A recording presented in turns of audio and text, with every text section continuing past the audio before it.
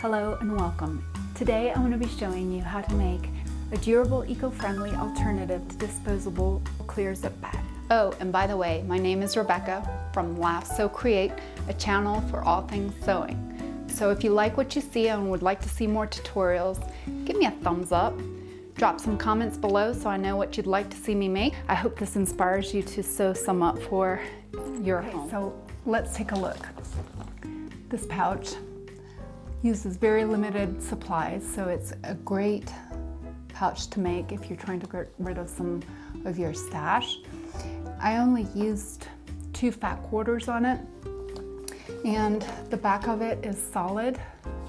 The front uses clear vinyl, so you can see exactly what you have and reach in there and find what you need.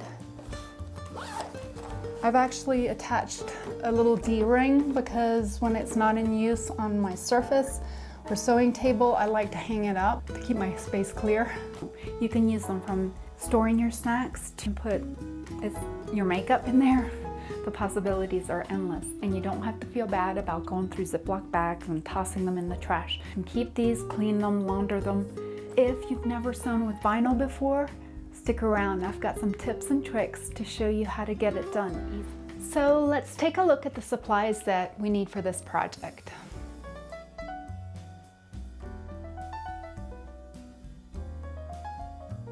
So grab your supplies and materials and let's get started. For this project, you'll need 2 squares, 12 inches by 12 inches. In this case, I'm using 100% cotton. 2 12-inch by 3-inch rectangles. You need 1 3-inch by 2.5-inch rectangle, 1-inch by 2-inch pieces of the same fabric. You'll need a rectangle of clear vinyl, 9 3/8 inches by 12 inches. Also need some woven interfacing such as SF101 or any comparable woven interfacing. For light to medium weight fabrics, you will need a 12-inch zip. If you don't have a 12-inch zip, a longer zip will work and can be cut down to the appropriate size.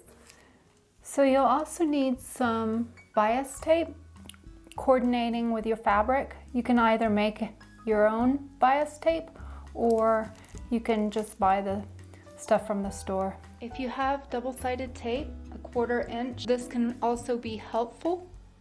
Because we will be using clear vinyl on the bed of the sewing machine, it can stick on the bed of the sewing machine, so it might be good to have something like a chopping mat. This is a clear chopping mat, so you'll set the vinyl on top as you're feeding it through. Of course, you'll want to make sure that the edge of this mat is away your needle and your presser foot. Alternately, you could also use tissue paper. So right now I am preparing the fabric. I washed it already to pre-shrink it. So the first step is to fuse your fabric to the interfacing. And you're going to only interface the larger square and the 2 rectangles. There's no need to interface the smaller pieces because if anything, that makes it harder when you go to sew all the layers together. Another recommendation I would have is to cut your interfacing smaller than your piece of fabric so that you get less bulk in your seams, especially if you're sewing on a machine that has a difficult time sewing through thicker fabrics. The next step is going to be rounding the corners of each of the squares.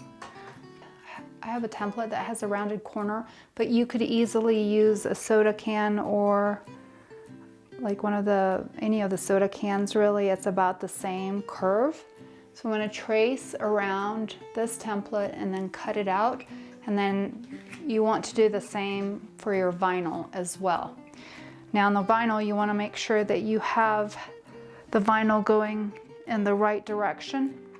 So it's going to be going this way. So there won't be the other piece, the other rectangle is going to be sewn to the vinyl this way. So you want to make sure that the vinyl is sitting width or the longer side this way, and then you're going to cut the same rounded corners.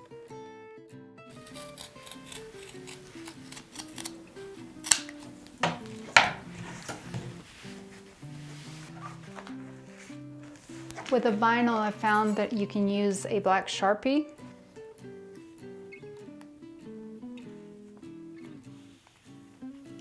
Next, you're going to mark the center point on each piece of fabric. So fold it in half.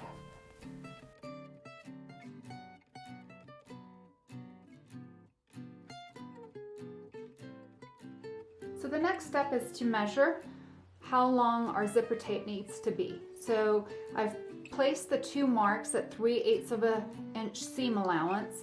So measuring from one side to the other, I get 11 inches. So my zipper is going to need to be 11 inches. So in this case, I will be cutting off the metal end because I'll be making a zipper tab. So the next thing I need to do is to measure. I said 11 inches is what I will be needing. So I'm going to go ahead and mark the zipper 11 inches. I'm using a friction pen. Once you've marked your 11 inches, you want to make sure that you pull your zipper tab before you cut it. The other thing you want to do is make sure not to pull all the way off. I've done that a time or two, and then you have to go and find another zipper. You can also stitch across the teeth just to secure it shut. And so I'm going to cut off at the marks to make my zipper 11 inches. Now, the next part is going to be determining how big the zipper tabs need to be. To determine the width of your zipper tabs, you're going to base it on how wide your zipper is. In my case, it's going to be 1 inch. So the width of the zipper tab is going to match that, and it's going to be 1 inch. The length is based on how far you want the zipper tabs to be. So depending on how wide you want the tabs to be is going to determine how long your zipper tab needs to be. In this case, I'm going to do 1/2 inch zipper tab. So you'll take whatever that number is, in my case it's 1/2 inch, and multiply it by 4, and that is going to give you the length of the zipper tab you need. So in this case, it would be 2 inches long. So I will need a zipper tab that is 1 inch wide, 2 inches long. So as you can see, when the zipper comes out of the package, it's a little wrinkly, so I like to press it. And it's safe to press, just don't press on the teeth, because if not you can melt the polyester zipper. So just press next to it. So then take your 1 by 2 inch tabs, or however long you've decided to make yours based on the length of your zipper. We're gonna fold them in half. We're gonna press and then fold in half again, and you'll see why and how we're gonna use it on the zipper ends. Come in closer and I'll show you the construction. So once you've pressed your tabs, they're ready to be placed on the zipper. I'll secure it with a clip and do the same on the other side. I did go ahead and stitch across the teeth of the zipper just because it makes it easier to attach the tab and it's not slipping around. And then attaching the other tab.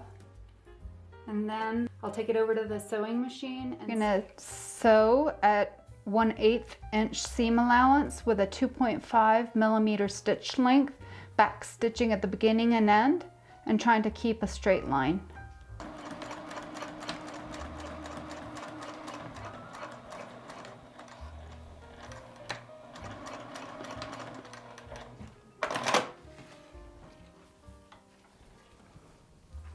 And double checking to make sure that you caught both sides.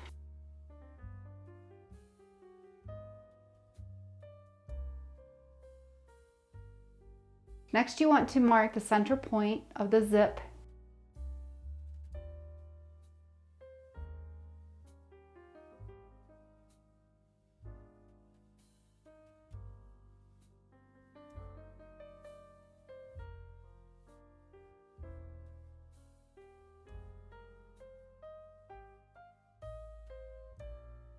I also like to transfer the seam allowance line to the front.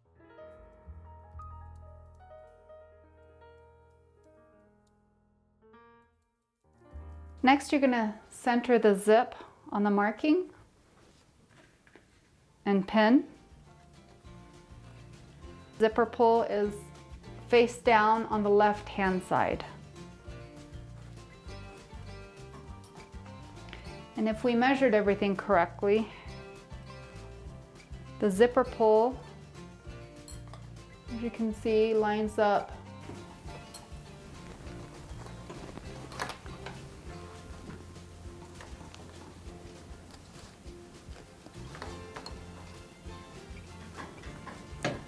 Next, you're going to take it to the sewing machine and you're going to baste at 1/8 inch seam allowance with a 5mm stitch length.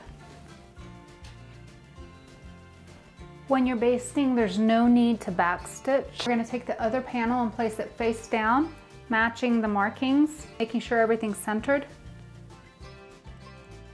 So next we're going to stitch with a 2.5mm stitch length at a 1/4 inch seam allowance. Now be careful when you're coming down to remove your zipper head. You should be using a zipper foot. I'm sewing on a Juki 2010Q, which already has a narrow foot, so I don't have to switch back and forth. Back stitch at the beginning and at the end.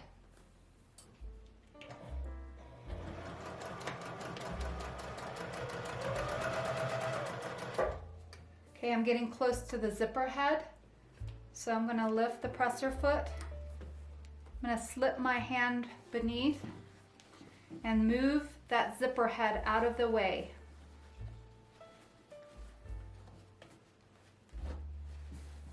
Like so.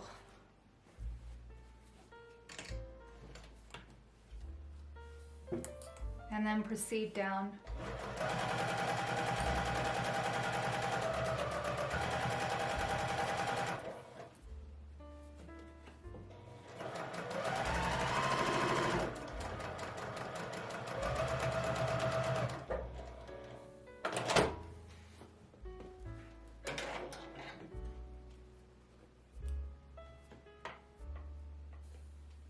So now we're going to turn the panels right side out. You can press it or finger press it because we're going to top stitch next using a 3mm stitch length at 1/8 of an inch away from the edge. If you feel more comfortable, you can clip the edges so it doesn't shift.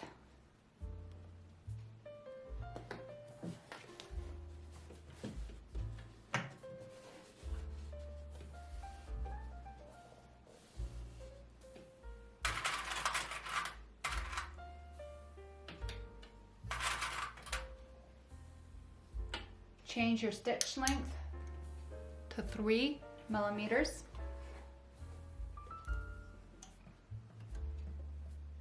And you don't have to back stitch here because it's going to be caught in the seam.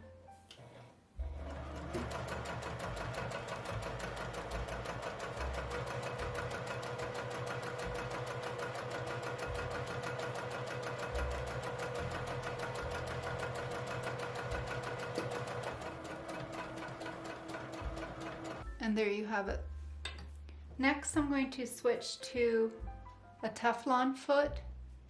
If you don't have that, you can put some tape, Scotch tape on the bottom of the foot. Just make a little slit for your needle and thread. So next, grab one of the 12" by 3" rectangles, place it face up, then grab your vinyl, and with the majority of the vinyl away from you and the curved edges away from you, lay the vinyl down. You're going to line up the vinyl with the edge that's closest to you of the rectangle. And so you're going to take the two 12" by 3" rectangles and sandwich the clear vinyl between, making sure that the fabrics are facing each other the right way with the right sides.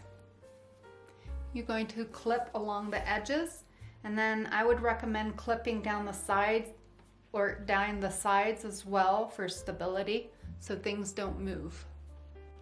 Once you've clipped it, double check to make sure that the vinyl hasn't moved.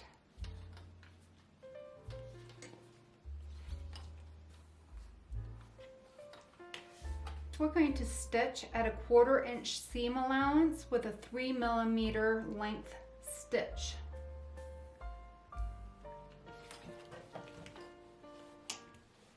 And this is where the chopping mat or tissue paper comes in hand. You're going to take it and slide it under the vinyl.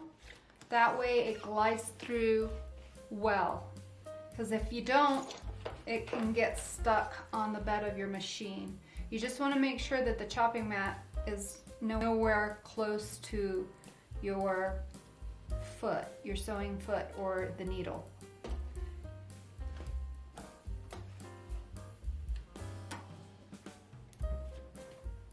This time we are going to back stitch at the beginning and at the end. Make sure that you have your 3 millimeter stitch length set.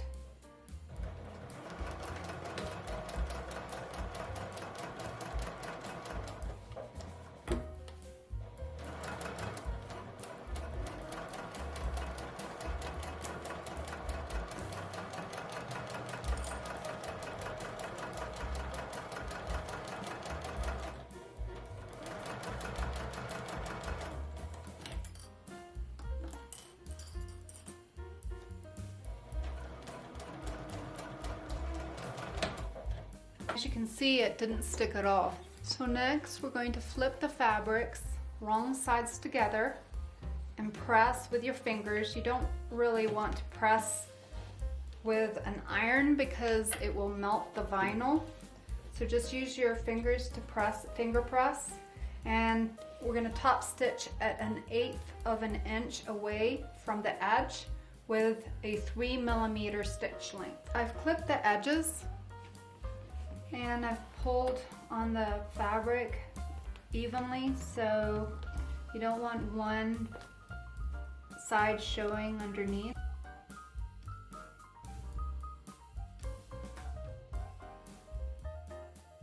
I forgot to put my chopping mat underneath, it was sticking.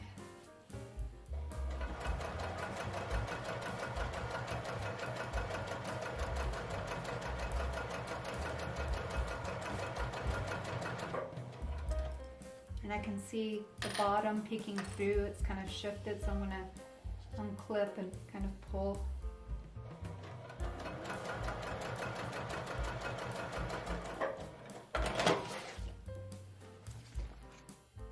Next, you're going to open up the fabric to the wrong sides, and you're going to use the double-sided tape if you have it. If not, you're going to just have to turn it under 1/4 inch and press it.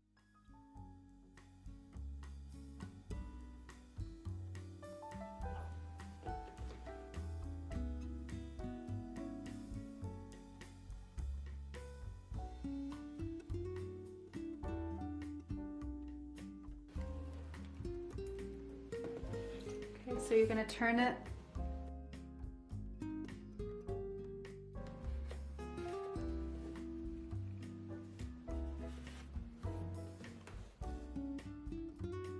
and repeat on the other side. And hopefully it'll be about even. Grab the other panel that has the zipper attached, place it away from you, and you're going to sandwich the remaining side of the zipper. You want it to be at the same distance from the other side, all the way across, and then we're going to top stitch. What I find that is helpful is if you place a little piece of double-sided tape to secure it. It kind of helps stabilize it.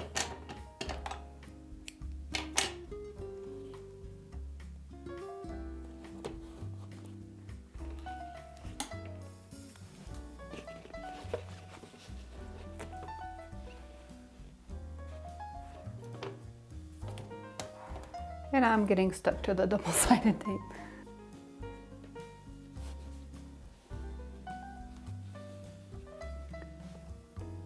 And on the edges you want to clip it.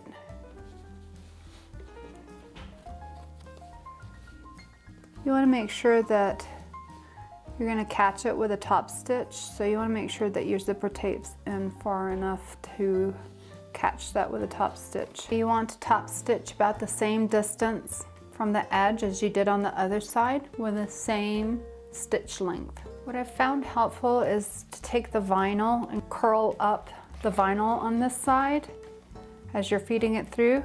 You can also put your tissue paper on this side as well if it starts to stick.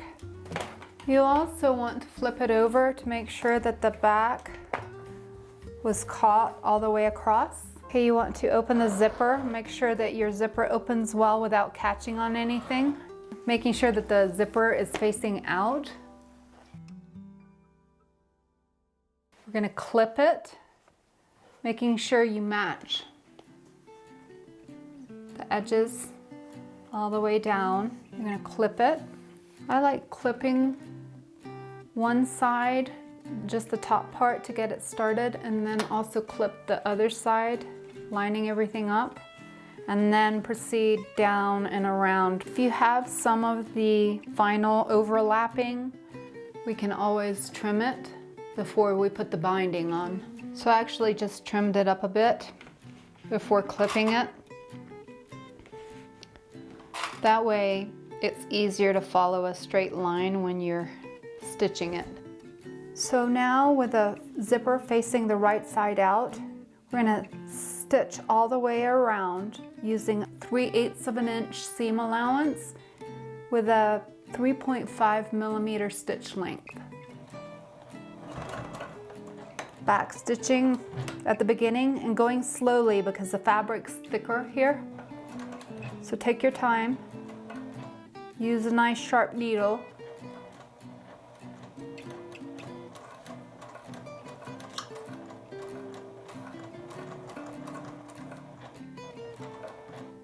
Okay, I forgot to switch to a Teflon foot, so I'm going to switch to a Teflon foot. If not, this is going to stick.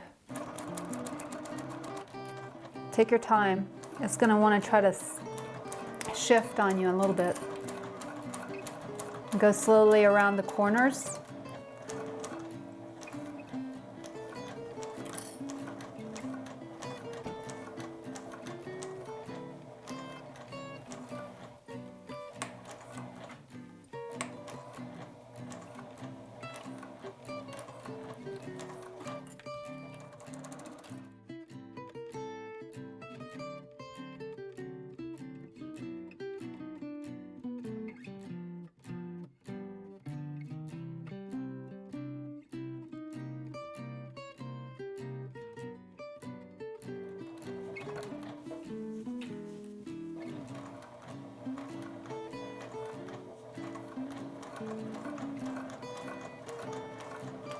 And back stitch at the end.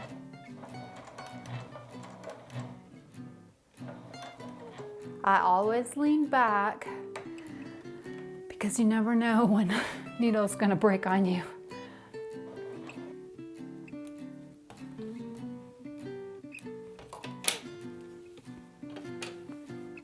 All right, all we have left to do is put the binding on.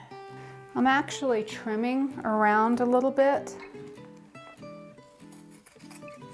so that when I put the binding on, you won't see the stitches from the previous line of stitches. You'll flip over the raw edge of the binding and then clip it at the top.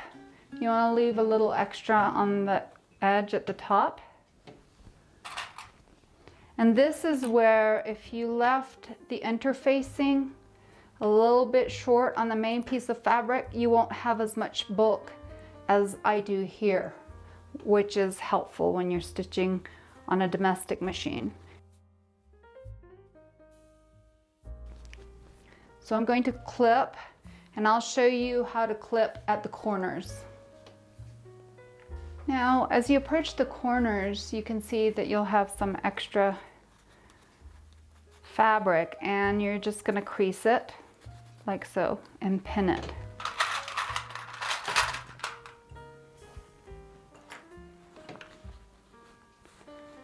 And it's always better to use more clips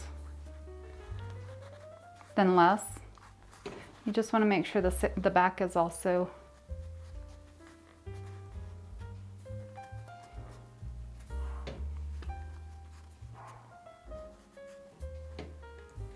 So one thing while you're clipping on the binding, it's important to check that it's about even on both sides, because when you want to come along and sew, you're going to want to make sure you catch both sides. In other words, you want to make sure that one's not pulled over, like say this away, and then of course when you're going to come and stitch, then you're going to miss the back part. So you want to make sure it's even on both sides.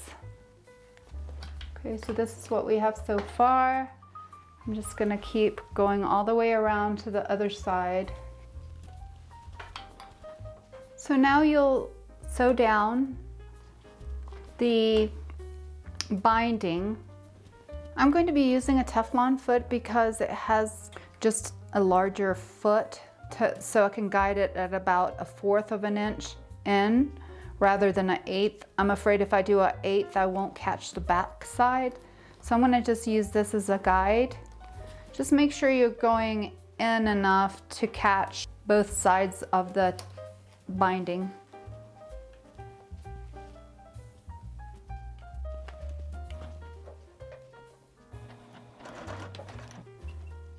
Of course, if you use the pink thread, it'll be less forgiving and show less of your mistakes.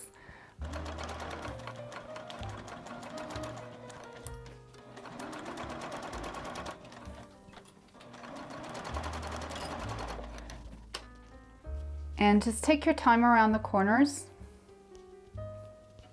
Using a stiletto is also helpful around corners.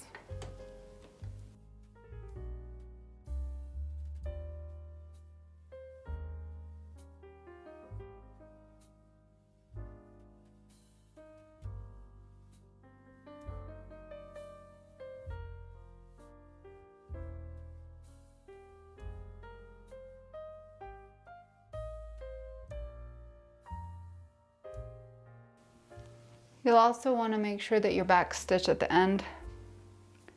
Now, if you want to attach a D-ring, all you need is a piece of the binding tape. In this case, I'm using a 1/2 inch D-ring to match the 1/2 inch binding.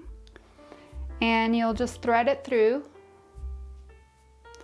And then I would recommend coming to the thinner part of the bag. And all you'll do is hem in and then clip it on like so, and then you'll stitch about the same distance as you did with the other seam. That way it kind of blends in, and that's it. That's all you'll do. You can also do a line of stitching on this side if you want the D-ring to be stable and not flop around. I don't mind that it moves around. And there you have it, the finished pouch, ready for all your supplies. You could put your makeup in here as well. If you like this video, please give it a thumbs up. And if you'd like to see more videos like this, please click subscribe. Bye for now. Here's one of my favorite ideas, the snack bag. The good thing about this is that one, it's clear, so you know if you're running out of snacks and you need to run to the store. Mama can't have an empty snack bin. You can also hang it up in your pantry on a nail, or if you have wire framing or the wire shelving in your pantry, it's ideal because you can just put a lobster clasp on here or a little carabiner and hang it up. My favorite one. You could also put candy in it. The uses are really endless with this pouch. I got all the way down here for you. You can also use it for your threads. Oh my, I don't know if I'm gonna be able to get up. Or you quilters out there, you can put all your little rulers and such. That was a lot of work.